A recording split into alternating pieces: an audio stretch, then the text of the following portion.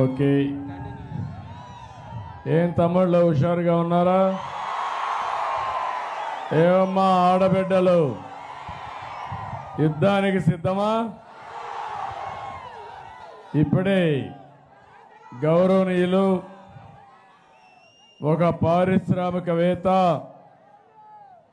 ఒక ఆంట్రప్రెన్యూర్గా ఒక ఆలోచన తీసుకుని దగ్గర 4500 టీ టైం పాయింట్లు పెట్టి ఈరోజు 20,000 మందికి ఉద్యోగాలు కల్పించినటువంటి మిత్రుడు, జనసేన అభ్యర్థి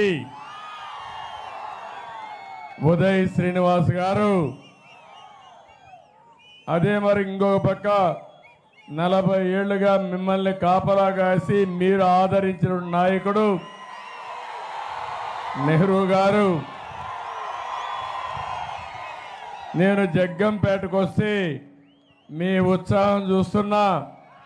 మంచి ఎండ కాబట్టి కొంచెం భయపడుతున్నారు, కానీ అది ఇంకొక అర్ధ గంట అయితే అదిరిపోతుంది మన జగ్గంపేట.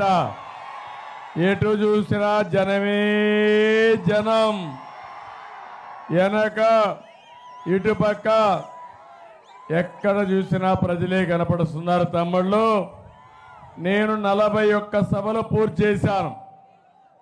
ఈరోజు ఇక్కడికి వచ్చాను. మీ ఉత్సాహం చూసా, మీ స్పందన చూసా. ఎన్నికలు మాత్రం నామ మాత్రమే, గెలవబోయేది కూటమి అభ్యర్థులే.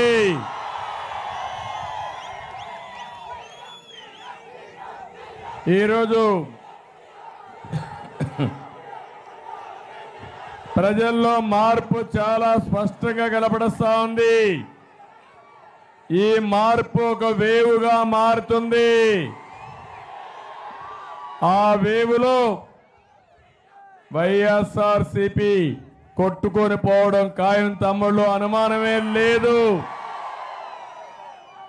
నేను ఒకటే మిమ్మల్ని చూస్తున్నాను, మీలో ఒక ఆలోచన రావాలి.